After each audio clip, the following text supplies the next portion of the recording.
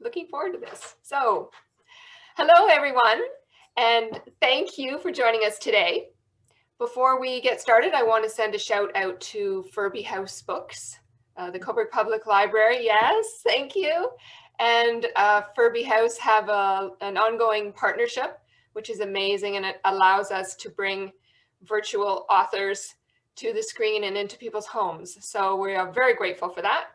And thank you as well to Jennifer's publicist at HarperCollins Canada for helping facilitate this interview. So today we have our interviewer, Ashley Pamenter. And Ashley is a content creator for the Girl Guides of Canada and currently the co-chair for the OLA Red Maple Award. I hope I got that right, for the steering committee. She is also a contributing reviewer for the Canadian Children's Book News. So we're so happy to have you back again, Ashley. Thank you for today. And many of you will know Jennifer Robson, and previously an editor, now full-time writer. And Jennifer is a self-proclaimed history nerd. I love that. That's so awesome. And of course, this passion has led Jennifer to write 6 novels set during and after the 2 World Wars. Our Darkest Night, a novel of Italy and the Second World War, is her most recent work of historical fiction, and one that we are very excited to explore today. So thank you both very much for joining us. We're thrilled to have you. And with that, I'm going to hand it over to the 2 of you to tell us all about your latest work and all of the exciting ins and outs of this new novel. Thank you. Thank you. Thank you. Hello, everyone. I'm so glad to be back with you again, and with the fantastic Jennifer Robson. Yes, it's going to be so great. So today we're talking about Our Darkest Night, which hopefully is not reversed for you, although it's reversed on mine. And let's dive right in. So this book was so interesting to read, and I have to admit, like, one of my favorite parts actually was at the end of this book, you have this fantastic PS section that really goes into your experiences with this book and why you're writing. So I was thinking, why don't we start there? Because it really sets the stage nicely for this piece you've created. And our goal is no spoilers. Yeah, absolutely. For those no who have not read it yet. Yeah. Well, because I liked the PS section. So my publishers, the imprint is William Morrow at HarperCollins, and they are lovely about giving me just tons and tons of space for the PS section. I get to throw all sorts of things in. And really, because I trained as an academic, and there's a part of me, a tiny part of me, that would just love the idea of footnotes. But I don't think regular readers, like normal people, want footnotes in the book they're reading for fun. So this is the compromise that we've landed on. I get to throw all the historical, all the nerd stuff at the end of the book, and then I just keep the story to the main part. Well, that's fantastic. And for readers like me who are not necessarily history buffs, but love to know the more about it and love to really dig into what the writer's experience was, it's a fantastic little section. And it's not daunting. So for all of those who skip the acknowledgments and I highly recommend you go back and read these ones. They're fantastic. And one of the really nice pieces in this PS section is you talked about how the idea came to you. And I was hoping you wouldn't mind sharing that, so we can set the stage for those who might not have read this newest novel yet. So it was just over 2 years ago, actually. And I had already been working on another completely different book for some months. And I just was at the stage where I had to kind of stop researching and start writing. And I wasn't feeling it. It was not, the pieces weren't coming together. And around the same time as I was feeling a little despairing about it and wondering how I was going to extricate myself from or figure out something, my son came to me, and I think he was in grade 9 at the time, and they were studying World War II at school, and he asked me if the stories about his great grandparents were true, and I'll explain what those stories are in a second. And I had to admit that I hoped they were true. I believed they were true, but I couldn't say for sure. Because kind of, wanting to believe something and knowing it for certain are 2 very different things. And so, of course, history nerd that I am, I thought, oh, little teachable moment, in terms of what knowing something, right? And what is it to know something, to kind of dig down and find out the truth. And so also because I was not really feeling this other book, and this is something writers were really good at procrastinating, a lot of us.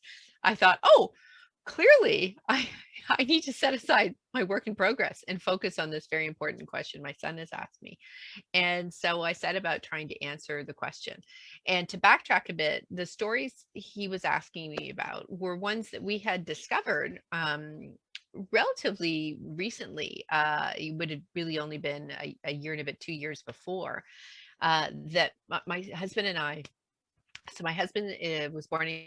Husband is Canadian. He was born here. His parents were Canadian. They both since passed away, but they were born in Italy, in a beautiful little town in the north called San Zenone, which is about, as the crow flies, it's about 70, 80 kilometers from Venice to the northwest. So we were visiting them in 2016, and as part of visits with family, you obviously make there's the route from house to house, from aunt and uncle to aunt and uncle. And we were visiting his Zia Maria, who is one of my late mother-in-law's sisters, her younger sister. And so would have been very little during the war. I think she was 6 at the beginning of the war.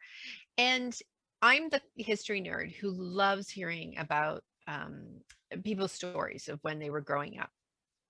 And but I also realized that, if you just go and ask somebody, what was it like during the war? You're not likely to get a great answer.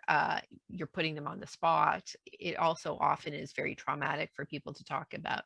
And the best way to get a sense of what their life was like in the past, I find it just kind of easing them into easing in with the questions. And normally I'll ask questions about what it was like when they were a little kid, what their childhood was like, what their memories are.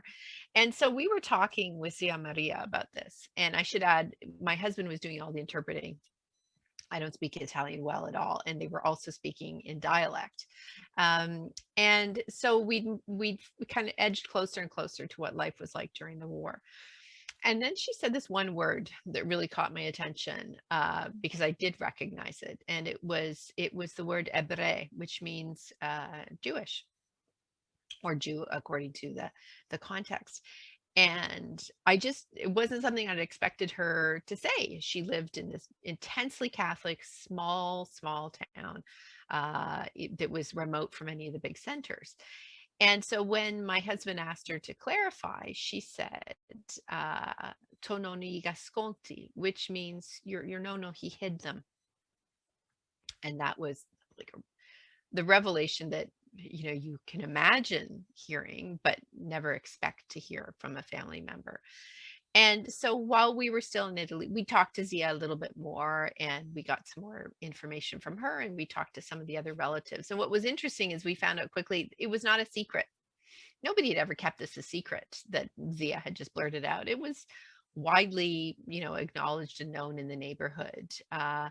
And the cousins there all knew about it. It was just that for whatever reason, my late mother-in-law and father-in-law had never spoken of it. And so my husband, it was a complete surprise to him and his sister. And so what happened, we believe, is that in 1943, the local parish priest came to my husband's grandfather and asked if he would shelter some refugees, some people who were in danger of imminent arrest and deportation. And they were fellow Italians who were Jewish.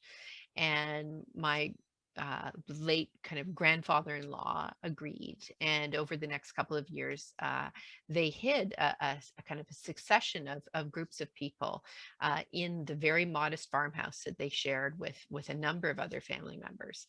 And so again, this was something everyone in the family knew, it seemed, except the younger cousins in Canada. And so I did a little bit of digging at the time, but then I got caught up with other things and work and so on, and I never really turned my historian's brain to it.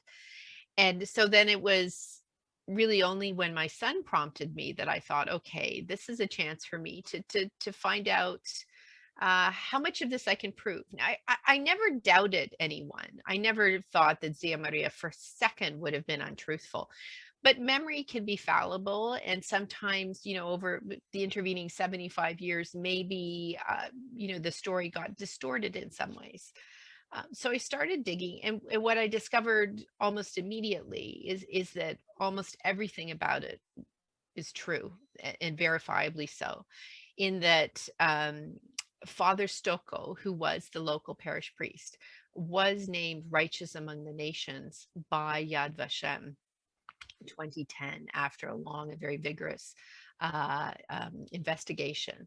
And he was given this honor because he was known. It was proved by the investigators at Yad Vashem, which is it's the Israeli Center for kind of Holocaust remembrance and also research. So they discovered and uncovered proof that he had saved more than 50 people from arrest and deportation, and what we now know would have been certain death, most likely in Birkenau. And along with him, 2 families from San Zenone were also honored. But the investigators concluded that dozens of other people in San Zenone must have been involved. In fact, the whole village must have been caught up in this, but that the distance of time made verification more or less impossible. So, and I'm really kind of truncating what was a kind of a long period of research for me. But so what I discovered was that the stories were true, broadly speaking, that people were saved due to the efforts of this group of people led by Father Bernard, or not Father Bernardi, Father Stocco. Could I prove that my family was involved? I have not been able to do so, and I've tried all along to be very transparent about that. I can't say, I can't swear, I can't testify to it being true. I believe it to be true, but I can't say it with real certainty. And that, that was and is somewhat disappointing. I mean, I'd love to be able to tell my children that this is part of their family history. But at the same time, I think it's actually not as important as I once believed, because what is important is that people are alive today because of the selflessness of this group of people, of this one priest who, despite all the conventions and prejudices of the day, despite a lack of support from anyone outside, he wasn't given money by the church. He wasn't encouraged to do so. He just took this upon himself, the simple parish priest, to save people who are strangers, and he asked nothing in return. Nobody was forced to convert, which is horrifying, to be honest, and that was asked of some people in other places in Europe at the time. He never asked for money. He did it because they deserved help. It was as simple as that. He felt that they deserved to be saved, and he did what he could to save them. And of everything that I learned in this period, that is the truth that I will remember for the rest of my life. Oh, that's beautiful. More than once I got goosebumps during that. And it's such a nice story of the historical relevance of allyship and how this has always existed, and how those little small sacrifices make so much difference throughout all of history, from World War II and prior to even like what's going on now in the world. And so it's such a lovely exploration of that as well. One thing that I loved that this is one thing that you described. You mentioned that you searched for spaces within the historical record where my characters might plausibly reside. And I love that idea of finding those spaces in history for your own story to live. And like how you've prefaced this and how you've shared this is like, although yes, it's like can't verify, but like you found a way for your characters to verify that, and for all of us to be able to live that moment, which is one that a lot of novels set in World War II don't always give you the opportunity to live in that moment. And one of the really beautiful things that you were talking about earlier and that you've done through your book is you bring in this idea that World War II is this world of destruction. And you said it in the beginning stages. It's very dark and very much what we expect of World War II. And then you bring it to this beautiful land of growth, and it's not untouched by war, but it's just this really beautiful setting that is very different to the story and how your characters fit in. And I'm just like, now I'm going on a tangent about how much I love this part of the book, obviously. Gonna fangirl for a moment, but this is what I get to do. One of the things that I was thinking, though, about, again, this idea of searching for spaces in the historical record was, how do you find those spaces as a writer? Because you are a historian as well. So I imagine that that's a hard hat to balance. And what sort of spaces do you think Our Darkest Night, or even The Gown, which was your prior book, fill for readers? Well, it's interesting. Before I answer that, there's something you said just a minute ago, and you're talking about the sense of allyship that that I've tried to kind of talk about here.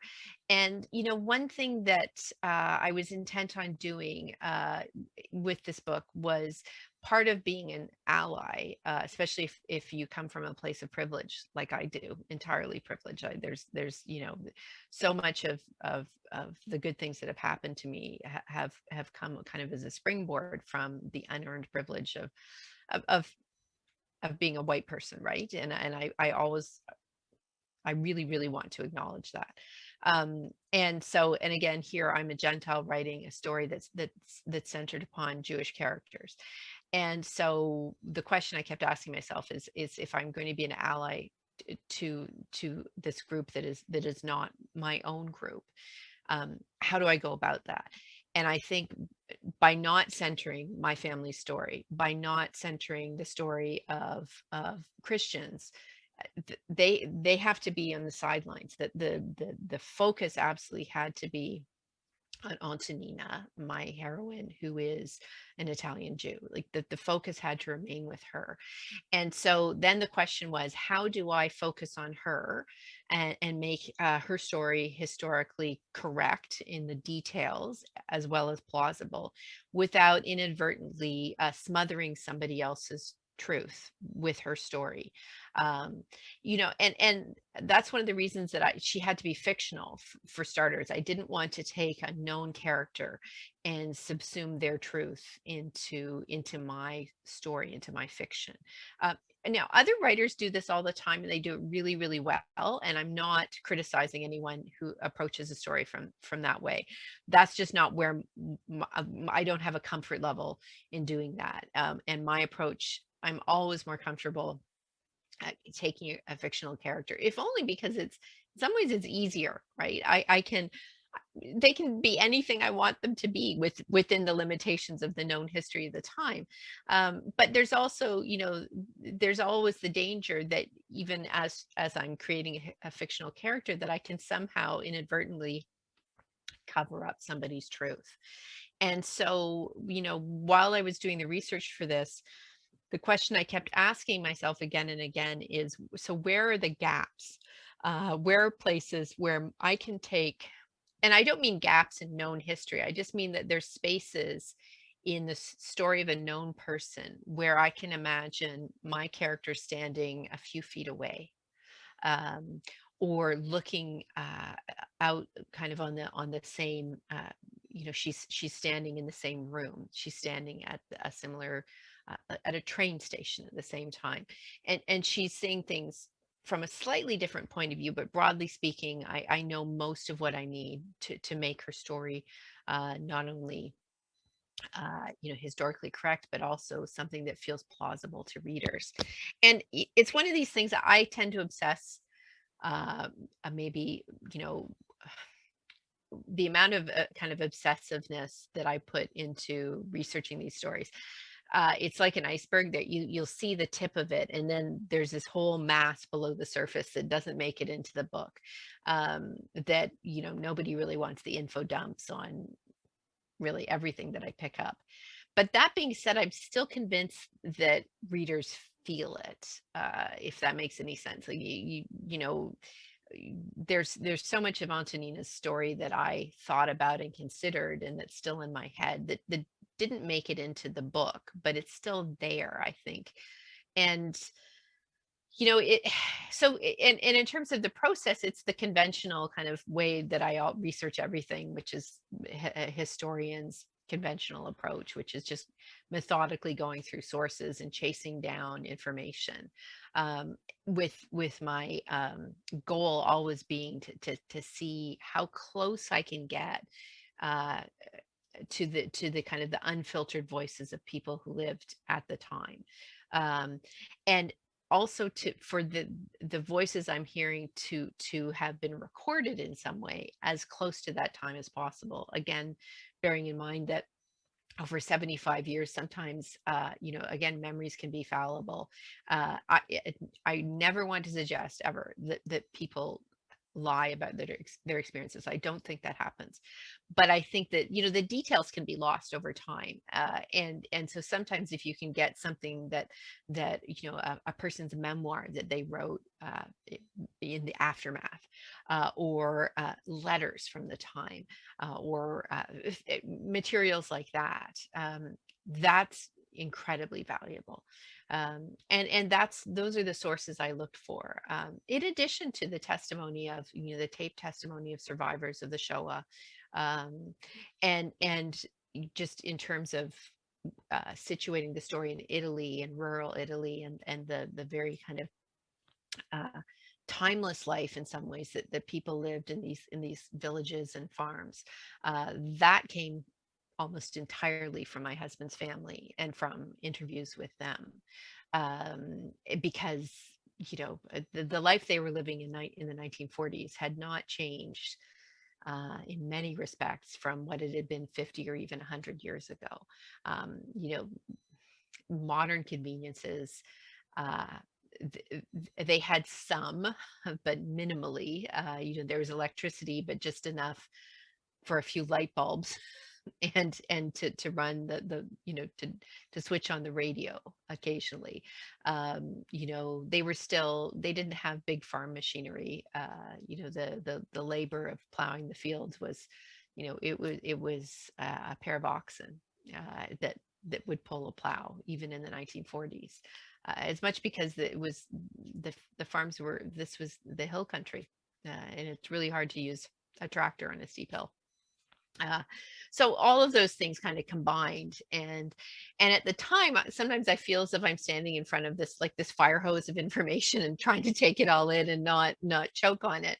But I feel there's a certain point at which I've internalized so much, and I typically I know I've reached this point when I'm dreaming of the world that I'm writing about, and the characters are talking to me in the dreams, and I wake up in the morning and all I want to do is go to the computer and write about it, where I can't really think about anything else. That's the point at which I know it's time for me to sit down and write the book.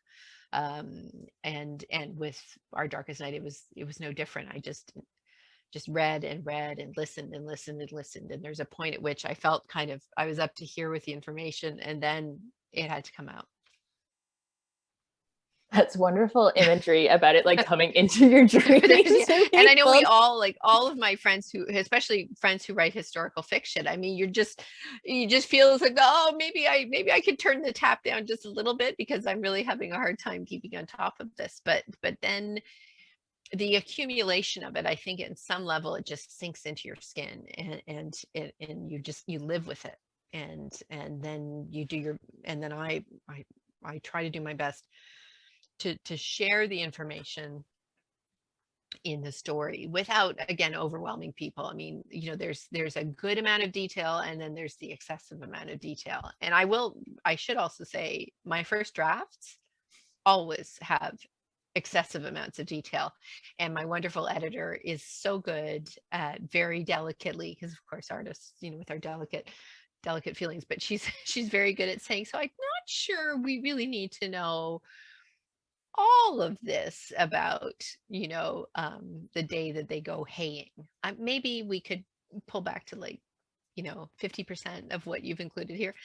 And then I'm like, oh, you're right. Maybe not everybody wants to know exactly how a size is used, and then and what you see is quite a thinned out version of what was originally there.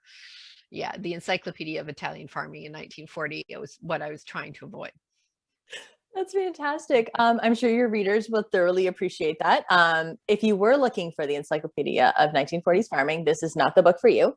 However, it really does hit that note that nowhere was untouched, especially in Europe in this time period. And one of the things I was thinking, and I love that you're a historian as well as like a novelist, so I'm going to put this to you in like your historian lens, is what stories do you predict are going to come out of the history we're living now? Oh, yeah.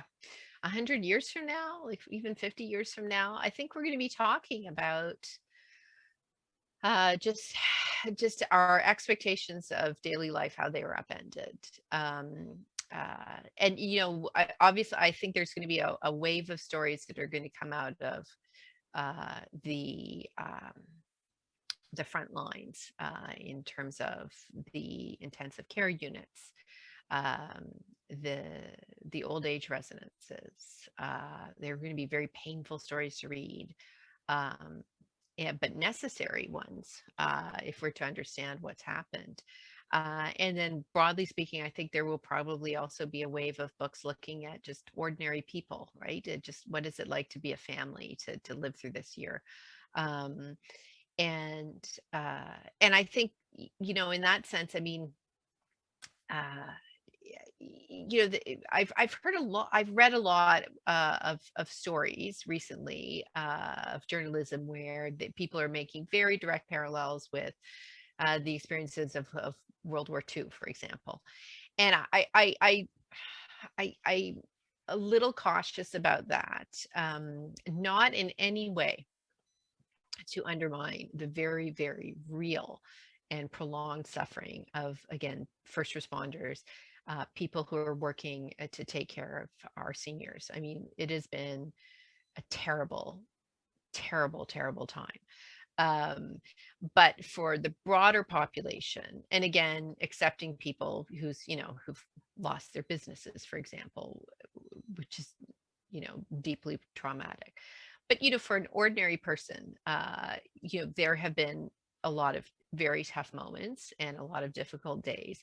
But would I say I could draw a direct parallel between that and living in Europe in World War II with the threat of bombing and starvation, and if you happen to draw the attention of the Gestapo, uh, your personal extermination, I don't think I'm comfortable drawing that direct a parallel.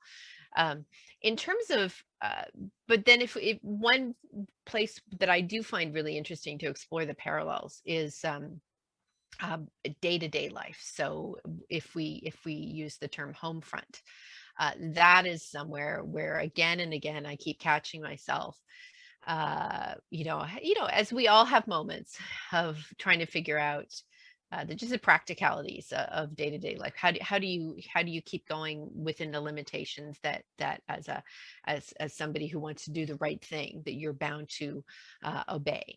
And that's something that people, for example, in Britain during the Blitz, had to live within these limitations of things like the blackouts and having to go to the shelters and all this, and the shortages and the rationing, and coping with all of that, even as you tried to maintain some semblance of kind of ordinary life. And that is something that I keep thinking of, when I'm, standing in a line somewhere, or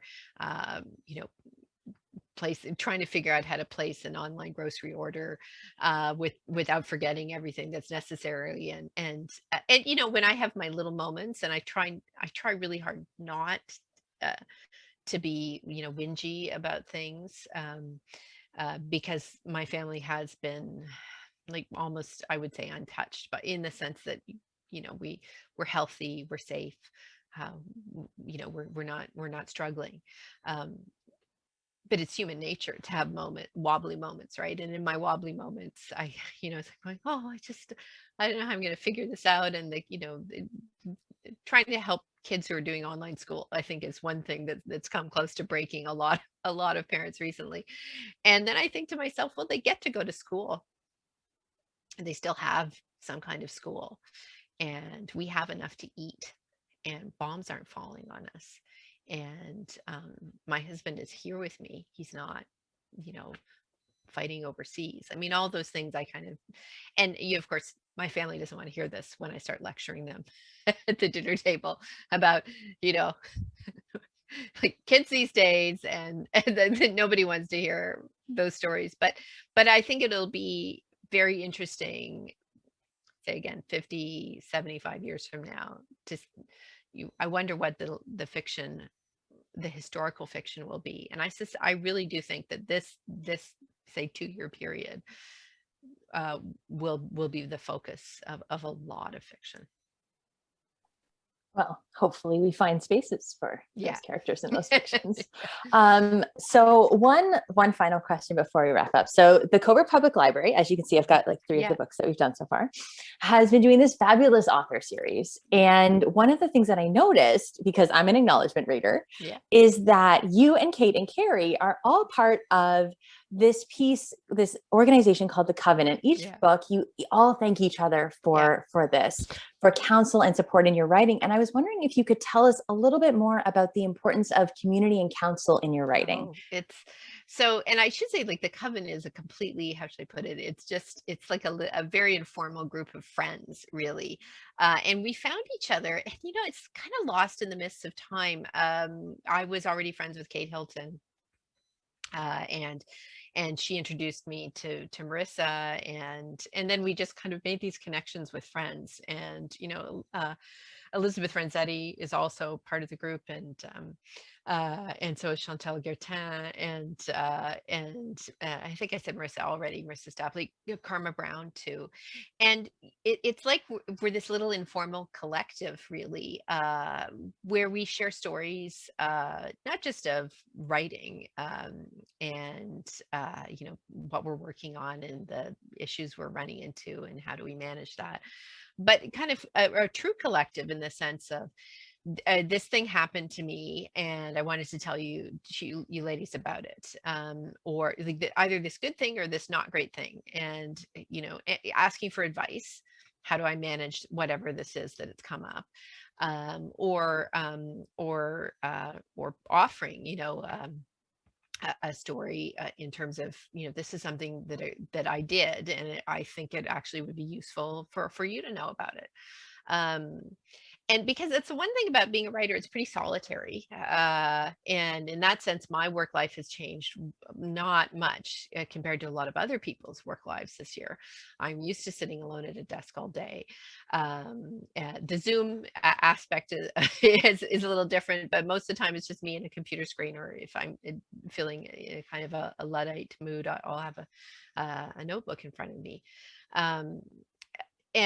But what I have had in the past few years, and now I look back and I think when I was writing my first couple of books and I was effectively alone without these friends, or at least we hadn't connected in this way at that time, I think, how did I cope, in terms of who did I turn to?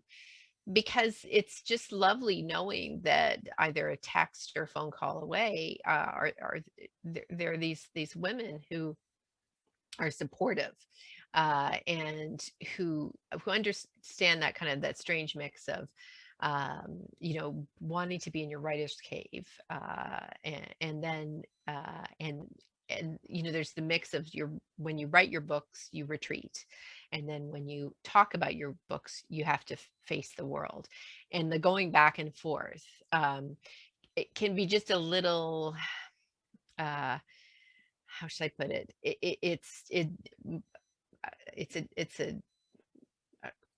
discombobulating, I guess would be one term.